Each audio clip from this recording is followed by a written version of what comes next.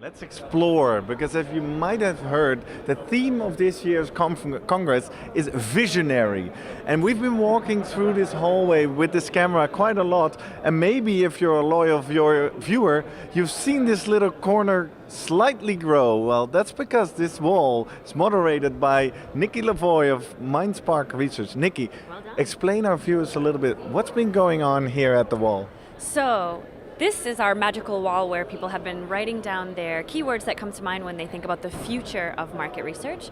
So you can see that there's a lot of different kinds of cards here, all different colors. Sometimes we even have drawings and we have little examples of things. So it's been a really great place where we've had a lot of different conversation in all kinds of different directions about the future. So initially the cards started out just being put anywhere, and this morning I came in and I actually started to organize them by some of the common threads and themes that I've seen come up in these discussions. All right, because you've been here at the wall all the time during Congress? Almost, yeah. I've only seen a couple of presentations because I've been here while people have been doing this. All right. And then, so you've been collecting data, and then this morning you've been trying to build insights. That's right, exactly. Well, take us through. What kind of insights have you gathered on this wall? Yeah, so like I said, everybody was just kind of putting everything down randomly, and I've just pulled things together. So you can see that there's actually a lot of commonality. So here we have I'm going to eventually term it where we are going. So we have global, access. So it's very clear that people are starting to see that we need to be everywhere. Over here we have a lot of stuff around technology and how people expect that technology is going to impact what we do. So we've got AI, digital, machine, video, real time with AI, innovation, tech, implants. So there's a lot of, these people were not having conversations with each other. They were coming, writing down something, walking away, and you can see that there's just a lot of overlap between some of the ideas we've been hearing. Just a little meta observation here. If the question is, what is your vision for the future of research?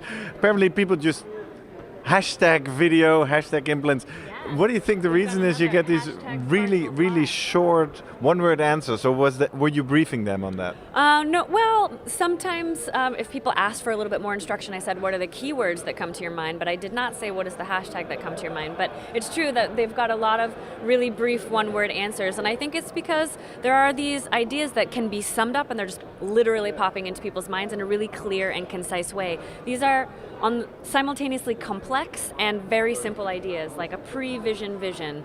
It's a complex idea in theory, but it's actually very simple to explain. So I think that it's coming out. Could you explain it to our viewers? What is a pre-vision vision? Vision is sort of like before you actually need to know what's going to happen, having an idea of what's going to happen.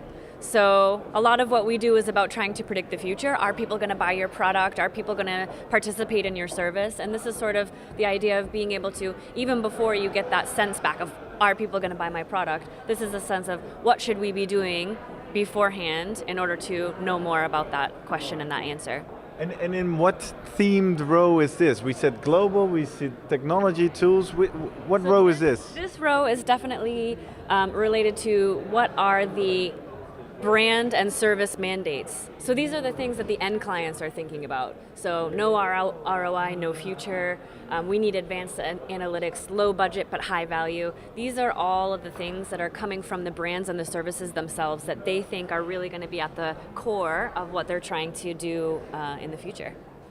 More user experience, please. Do you remember that one? Who wrote that up, and what did they mean with that? Yeah, so actually that was somebody who is on the program committee. That was written by Till, and he actually works in user experience, so he might be slightly biased. But I know that one of the things that he is really passionate about is understanding how people are using products and services, especially around digital products and services. And that seems to be missing for a lot of big clients and brands, even though it's 2017, technology is everywhere, we're all on our phones all the time, there's still a lot of things that have pretty poor UX. And I think we want to see that taking a turn for the better in the future. Any other interesting collections that we can explore? I think this row is pretty interesting, and I'm sure you can see why. Collaboration, friends, collaboration, and this is... And then Stuart came by. Yes, and then Stuart came by and left his mark. But I think this is kind of a really important piece that sort of feeds into what everything else is all about. people are starting to recognize now that it's much more important to be working together than it is to be trying to compete with one another for the same business. We do better work when we combine our collective strengths into one thing rather than fighting over who's got the best method, who's got the best client relationship, who's got this or that. Let's all actually just utilize each other's strengths and get the work done together. All right. And if we zoom out a little bit, literally also, if we zoom out and reflect a little bit on this visionary wall as a research methodology, what did you find in the past 2 days? Can you reflect on that? Yeah, sure. Well, it's not that different from some of the regular qualitative research that I do all the time. It's really interesting when people aren't necessarily instructed to speak with each other. They just come, they leave their ideas, and then you can see that actually there are a lot of common threads. There are a lot of links between what people are saying and thinking about for the future. So I think as a research methodology that we're doing live in the process, it's been really cool to see that, yeah, it's not just a scattered mix that has completely nothing to do with each other. Of course, we all are working within the bubble, within the framework of market research, so there's going to be some common threads. But I mean, this all came together really quite naturally and really quite easily, being able to form things and shift them into specific themes and categories. So that's been really interesting. And what I understand now, you weren't acting as a specific facilitator or anything. You weren't putting this out.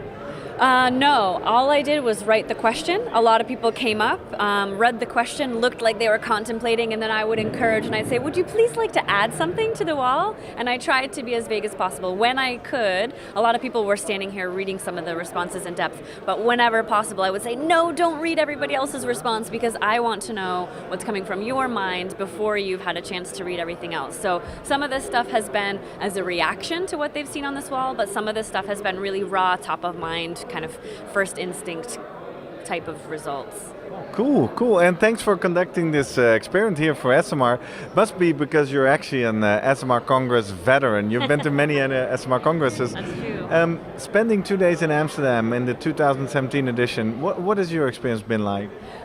I think it's been a really good event. It's very high energy. You know, sometimes, especially in a climate like the one you have here in the Netherlands, the rain and the cloudy days can really kind of make people down, and you're indoors all day and you're watching presentations and the light's low. But actually, despite all of that, it's a really high energy event. People seem really engaged. Everybody's sort of buzzing all around.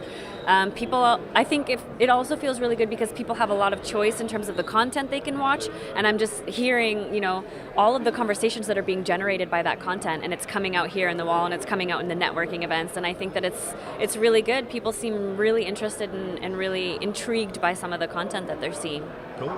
And if we reflect on this personally, what's your vision for the future of this industry? Oh, my personal vision is definitely in line with this category here. I feel really strongly as well about collaboration. I think we're going to be doing a lot more work that overlaps. I think the lines between methodologies and research types are going to be blurred very soon, and I think that in order for us to make the best of that, we all really need to feel comfortable with the idea of working together. Call up, if you're a quant colleague, call your qual colleagues and like dive in. Don't just, you know, ship it off to someone else. Try it on, dive in, have your own experience in another category you're not used to, and give it a shot. So we need to break down some walls in this industry. Yes, all about breaking down walls. Contrary to what some politicians might be saying elsewhere in the world, we are for breaking down walls.